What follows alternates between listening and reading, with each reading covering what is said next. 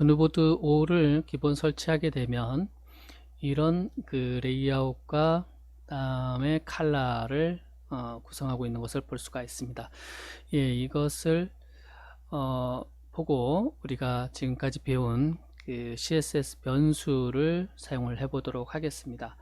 전반적으로 다 사용해 보기에는 좀 그렇고요. 여기에서 메인 컬러라고 볼 수가 있는 이 청색 계열의 이 부분, 그 다음에 여기 부분하고 이 상단 부분의 이 라인하고 이런 부분들이 아마 같은 컬러로 지금 확인이 되고 있습니다. 그리고 그 배포판의 그 테마, 기본 테마의 베이직에 CSS 폴더 밑에 디폴트 CSS, 이것이 PC 버전의 CSS 파일인 것을 볼 수가 있습니다. 물론 모바일은 이 mobile.css 파일을 열어보면 되겠죠. 자, 그러면 이 그누보드 5의 최신 버전의 배포판의 그 CSS 파일을 살펴보면 굉장히 방대한 것을 볼 수가 있습니다. 기본적으로 공통적으로 사용하는 파일이 이 정도 되고 각 스킨마다 또 별도로 제공되는 CSS 파일이 있습니다. 지금 한 450 라인 정도 되죠. 이렇게 되는데 이것을 이런 어떤 여백이라든가 색상이라든가 이런 것들을 한번 수정하게 되면 이 각 셀렉터에 있는 부분들을 다 찾아서 수정을 해줘야 되는 어려움이 있습니다. 그런데 변수를 사용하게 되면 일괄 이것을 반영을 해줄 수가 있습니다. 변수값만 변경을 해주면 되겠죠. 자, 그럼 이것이 어떤 컬러 값을 갖고 있는지 확인을 해 보도록 하겠습니다. 크롬 개발자 도구를 이용을 해서 확인을 해보면 253D BE인 것을 볼 수가 있어요. 이 색상값을 확인을 한 다음에 검색을 한번 해보도록 하겠습니다. 검색을 한번 해보면 10개가 지금 확인이 되는 것을 볼 수가 있어요. 이 10개가 이 배포판에서 동일한 색상으로 사용이 되고 있다라는 것을 볼 수가 있습니다. 여기 보면 보더 탑 상단 레이아웃의 이 탑 라인 이 부분도 있고요. 지금 이 메뉴의 배경색으로도 사용되고 있고요. 여러 군데 사용되는 이 검색창에서도 사용이 되고 있고요. 그래서 여러 군데에 사용되는 것을 볼 수가 있습니다.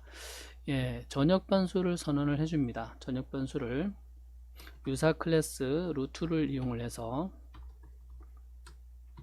이렇게 해주고 변수 선언은 더블 대시 대시로 시작한다 그랬어요. 메인 컬러라고 하고 그 다음에 이렇게 메인 컬러를 이렇게 지정을 해주면 되고요. 기존에 있던 부분 여기에 있던 그 부분을 일괄 변경을 해주도록 하겠습니다. 이 부분을 그러면 각 셀렉터에서 이 변수 값을 호출을 해서 사용할 수 있는 방법이 뭐냐, 바 함수를 사용을 합니다. 바 하고 메인 컬러 이렇게 해주면 됩니다.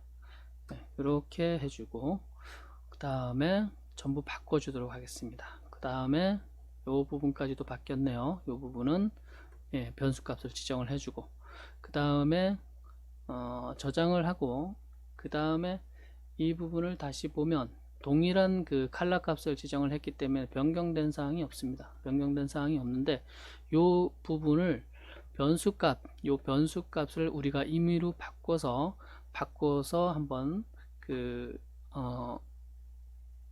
적용을 해 보도록 하겠습니다.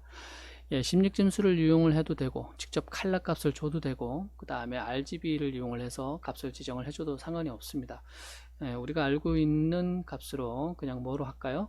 오렌지로 한번 해보도록 하겠습니다. 오렌지 이 색상명으로 한번 변경을 해주고 그 다음에 이 부분을 바꿔주면 요 지금 보면 이 상단 타이틀 메뉴의 탑 부분의 라인이 바뀌었고 그 다음에 이 메뉴의 배경이 바뀌었고 또 어딘가에 지금 10개나 일치했었기 때문에 다른 부분에 또 변경된 부분이 있을 겁니다. 이런 식으로 다음에 이 사이트를 유지를 할 때 이 CSS에서 이렇게 변수를 사용하게 되면 일괄 관리가 굉장히 수월하다라는 겁니다.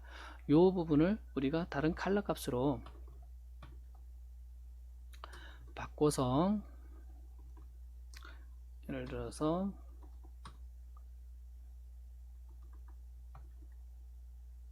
이런 식으로 해서 주면 그래도 되죠. 예, 이런 식으로 바뀌는 것을 볼 수가 있습니다. 예, 그래서 이 CSS 변수를 잘 활용을 하면 종전에 사용하던 이 CSS 여러분들이 사이트 관리보다 획기적으로 이 효율성을 개선할 수 있다라는 것을 우리가 이 CSS 변수의 강좌를 통해서 여러분들이 볼 수가 있었습니다.